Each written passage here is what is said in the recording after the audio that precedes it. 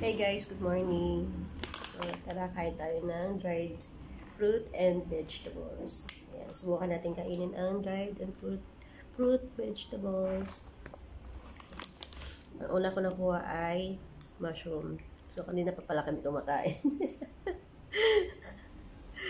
Hi, good morning. So, guys, kainin natin ang mushroom.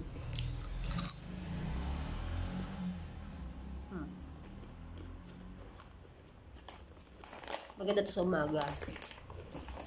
Pang ano na rin. Almusal. Kaya hindi ka na magluto. Ito.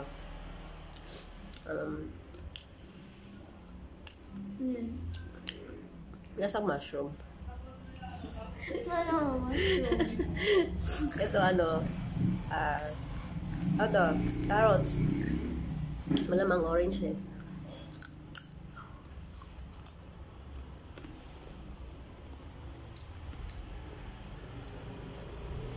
Ano, masarap.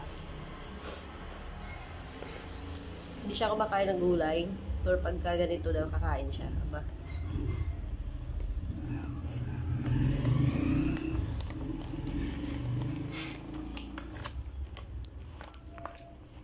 Hinahanap ko yung ano. Yung masarap yan. Hinahanap ko yung ano, okra. Wala. Lipid sa okra. Ganun na talaga kamahal yung okra, guys. Kasi pati sa mga dried, eh, tinitipid na. Wala. Isa lang ata yung kanina, nak, no? Excuse me. Ha? Yan. Sinali na namin siya sa plato. Para mas kita po yung fruits. Ay, ano? Vegetables and fruits. So, wala talaga siyang ano, hindi pala meron. Marami siya. Hindi pala ganun kadami yung okra niya. You know, ganyan lang laki.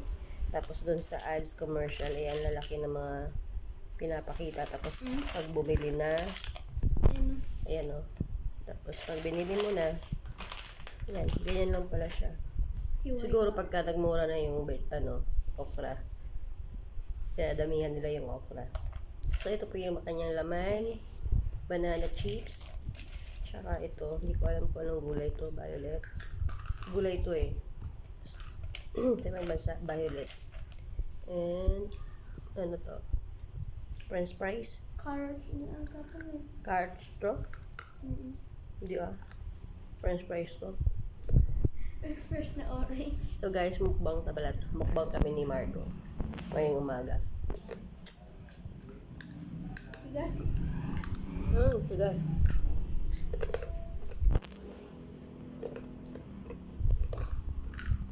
Maganda to guys sa ano, mga batang hindi kumakain ng gulay. Kaya ito na lang yung pakain nyo. Ano to? Ito ay, ano, cucumber. Pipino. Yun yan?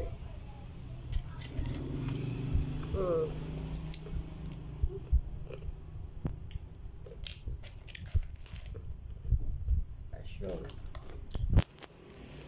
May lasa.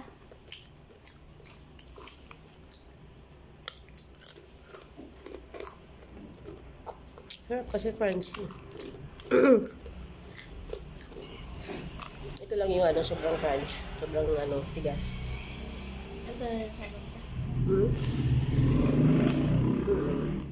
Gulay din yan, nak eh. Tigas ito. Ang kapal. So guys, second order na pala namin to ni Margo yung nakaraan. Hindi na namin binilag kasi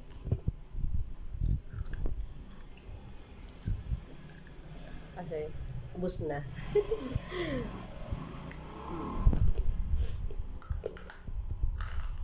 Bye. Ayan.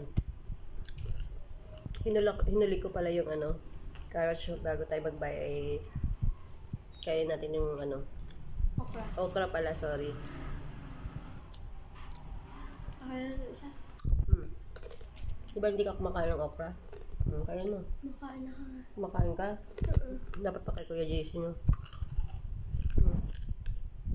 Pero lumalagkit siya.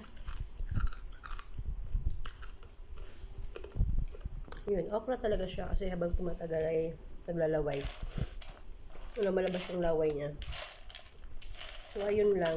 Kunti lang po pala yung okra niya. Sa bagay, 120 grams lang itong binuksan namin.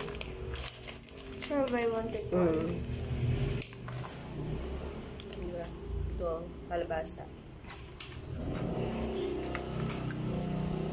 Bye. Looking forward to. Bye, Margot.